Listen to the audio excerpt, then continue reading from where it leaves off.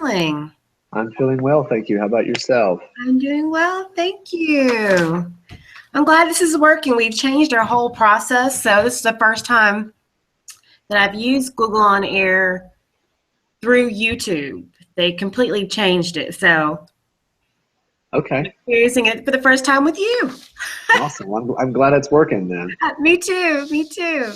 Good, I think we are, yeah, we're on live, and I just want to make sure we're recording. I think we're recording. Okay, I think we're good to go. All right. Let's hope. All right. So I did send you the list of questions ahead of time, so you have a little time to think about it. So just to kind of give the video a little context, just kind of tell me a little bit about yourself and why you chose CFA. All right, so I'm a training consultant for the McDonald's Corporation, and I've had many peers that have gone through the program and really enjoyed it. I always, hated school, and I really never thought I'd go back to college, but work really wanted me to. So that's kind of why I chose CFA. Let's see, personal side, I'm 25, married. No human children, although we do have our four-legged daughter, Heidi, who's our 70-pound spoiled, rotten German Shepherd. So a little bit about me. Okay, well, good. All right. So with that being said, we'll dive into your schoolwork. So when you think about your projects, which one would you say you enjoyed the most? Two, the first one that comes to mind is the most recent one, which was the lifeboat dilemma. I really enjoyed that because it was so provocative and it really was thought-provoking. It made you almost question yourself and your morals. And then the second one was I go back to the one of the very first projects that I did, which was the I Hear You. And I think it was the first or second project that I did, and it was the first time that you had to partner with someone in the community. And the reason I enjoyed the project was because it was reassuring to see that you could find someone to work with. I was very concerned about that. So those would be the two I would name. Okay, well, good, good. And when you think about your projects also, um, which would you say helped you the most with your professional life?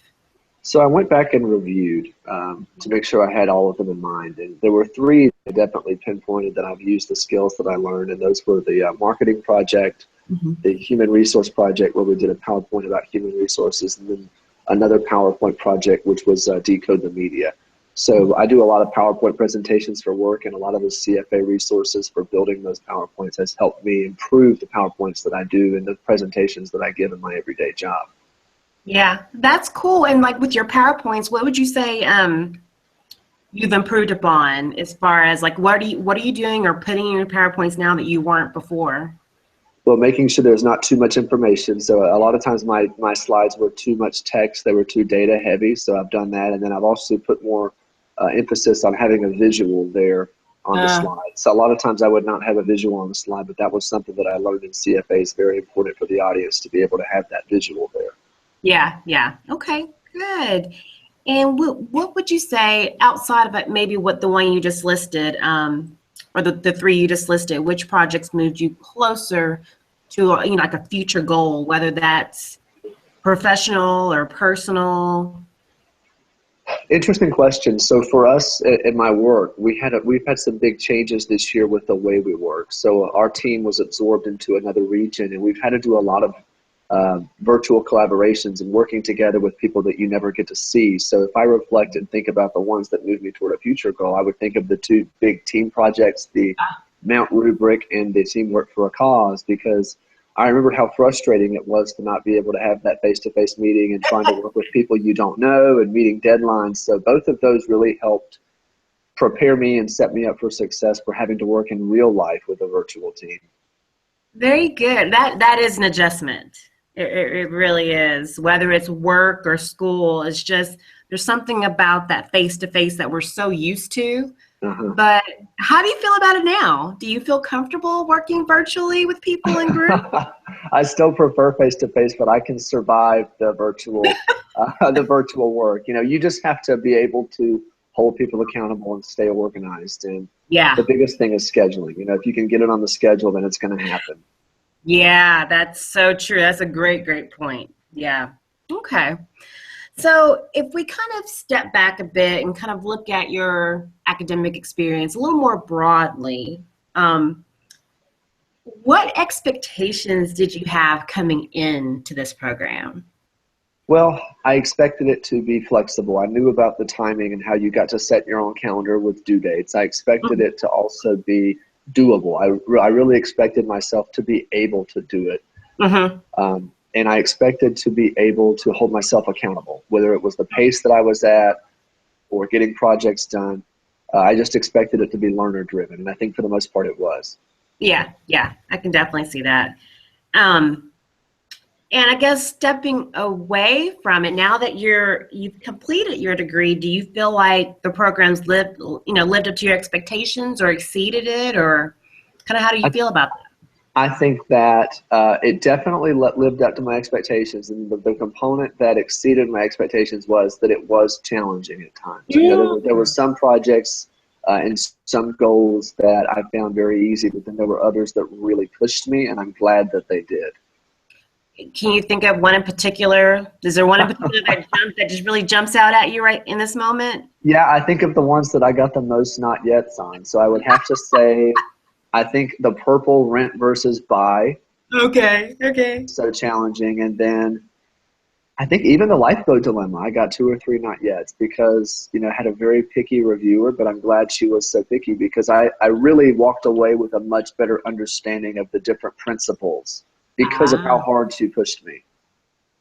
Okay. Very good. Very good.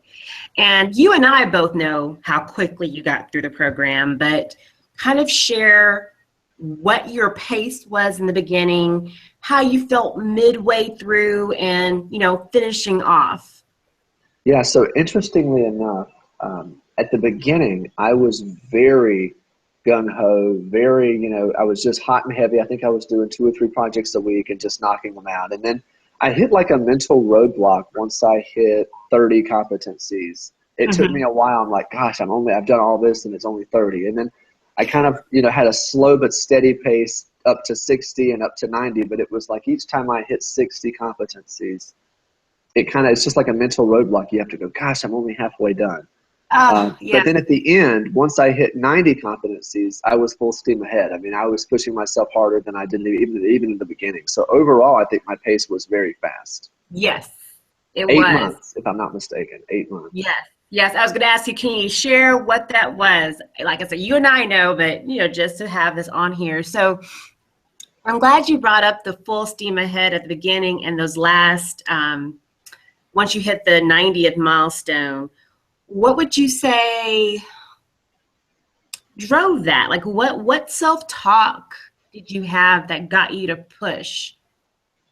Well, the biggest thing was allotting the time for it. I travel a lot for work, so when there were weeks that I was in the hotel a lot, I would be able to get more done. And then when there were weeks that I was at home, I got less or even nothing done, especially in the summer when it was so beautiful outside and everybody's outdoors. So I really had to be dedicated to myself.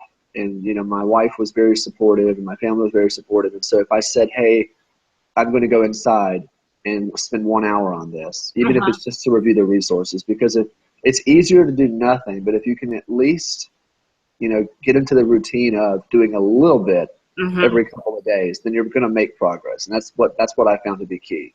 Yeah, I totally agree. It's something about just starting. That's the hardest part, is just starting.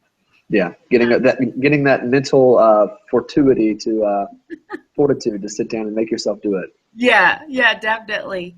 And when you really got in the trenches and, I don't know, felt challenged, or you just didn't feel like doing it, what kind of self-talk did you have to get yourself going when you got in those low points, whether it was fatigue or work or, whatever? Well, the biggest thing was I have a colleague who I work with very closely who went through the associate's program, and she was a great sounding board for me. And then currently she's in the bachelor's program. So we were able to vent with each other and push each other. And, we would call and bounce ideas off each other, and then we'd hang up and say, all right, you go do it, and I'll go do it. So we were able to push each other. Yeah. I think that made a big difference for you. Yeah, Very definitely. helpful. Yeah. Okay. So, in reflecting on all of that, what would you say surprised you the most about what you learned about yourself? Well, I always hated school as far as sitting down in a classroom with an instructor or a teacher. And so for that reason, I never thought I was going to be able to get back into it, be successful. But I surprised myself at how much I thrived in this online environment, where you were the one driving it and there was no instructor per se. Mm-hmm. I'm just not an auditory learner, so to sit down and listen to someone, narrate a speech Yeah. never clicked me, but this really did, and that surprised me. I expected it to be better, but I didn't expect it to be that much better. That's good. That's good. So, what would you say, habits-wise, that made you successful in your associates that you feel like you're going to carry over into your BA?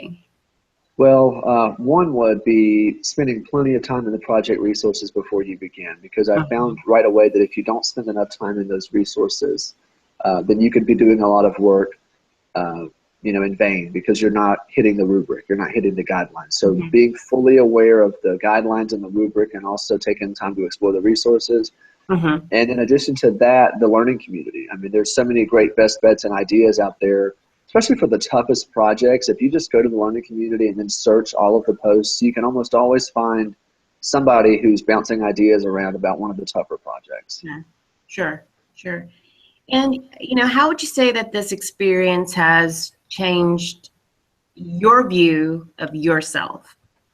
Well, I definitely feel more accomplished. I feel more educated, and I feel more competitive for advancement in my workplace. Now that I have the degree. Okay. Do you feel like that competitiveness translates into other aspects of your life too?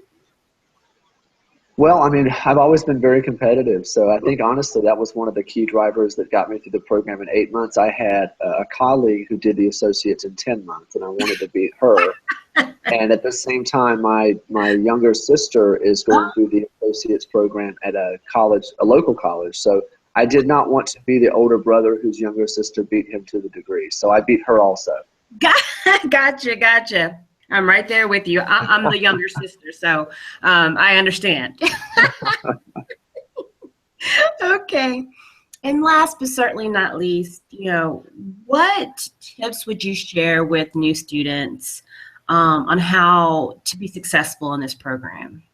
Well, one, don't freak out when you have your first not yet. It's not the end of the world. And if anything, the not yet, if you've just plugged away at a project and you just don't know, what else to do, go ahead and send it. And if the reviewer gives you so much helpful feedback that it can help you turn that not yet into a mastered. And I would say that, the biggest obstacle for me was just being overwhelmed. And like you said, having the mental fortitude to just sit down and make yourself do it. So being disciplined, not getting overwhelmed, staying focused on the end goal. And sometimes it's funny that blue bar at the top when you log in, sometimes that can be discouraging and sometimes it can be encouraging, So don't look at that bar as what you have left to do. Look at that bar at what you've accomplished. Look at what you've done. Yeah, that can make a big difference. Well, do you have any final thoughts or words, given that this is our final meeting together? Well, I just want to, do a quick plug to you, and I really appreciate you because you've been there with me every step of the way and very flexible with meeting times with my crazy schedule. And you were also a big motivator, and you kept me grounded and the reality check, because I really pushed myself too hard at times. And you would say, slow and steady progress is okay, so those words stuck with me. Slow and steady progress. It's okay that I only did one project this week. Right. Okay, well, it's certainly been my pleasure. I've enjoyed watching you grow and just being a part of your journey. And I wish you the absolute best. I really do that. Well, Melody, thank you so much. And I wish you continued success as well. Okay. Thank you so much. Have a good one. Take All right, care. you too. Bye-bye. I will. It was great to see you, actually see you. I know. It's nice to see you too. All right, take care. Bye, Zach. Bye.